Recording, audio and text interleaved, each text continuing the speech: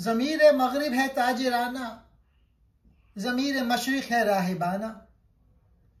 वहाँ दिगरगू है लहजा लहजा, यहाँ बदलता नहीं ज़माना। मगरिब की रूह ताजराना है, वो मफाद और नफ़े के हिसाब पर चलती है, जबकि मशरिक़ जमूद का शिकार है। इक़बाल इस शेर में मशरिक़ व मगरिब की फ़िक्री बीमारी की तशख़ीस कर रहे हैं। मगरिब की रूह में तिजारत, मादियत और नफ़ा परस्ती का गलबा है, यानी वहाँ हर चीज़ का मयार फ़ायदा और मफाद है। मशरिक़ की रूह राहिबाना, यानी दुनिया से किनारा कश, रूहानी मगर गैर अमली, जिसने अमल व हरकत को तर्क कर दिया है। इक़बाल दोनों की इस्लाह चाहते हैं। मगरिब से रूहानियत छिन गई है, मशरिक़ से अमल व हरारत। इक़बाल के नज़दीक असल तवाज़ुन तब पैदा होता है जब रूहानियत और अमल दोनों यकजा हों।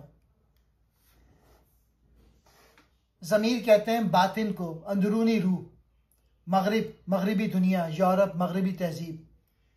ताजराना तिजारत वाला, मफाद परस्त, नफ़ा व नुकसान का हिसाब रखने वाला। मशरिक़ मशरिक़ी दुनिया, खुसूसन इस्लामी तहजीब। राहिबाना दरवेशाना, तर्क दुनिया वाला, दुनिया से बेताल्लुक़। दिगरगू बदलता हुआ, हरकत में। लहजा लहजा, हर लम्हा हर वक्त। बदलता नहीं ज़माना, यानी हालात जमूद, कोई तब्दीली नहीं आती। इक़बाल फरमाते हैं कि मगरिब के पास इल्म है मगर दिल नहीं, और मशरिक़ के पास दिल है मगर अमल नहीं। वहाँ हर लम्हा तब्दीली है, यहाँ सदियों का सुकूत।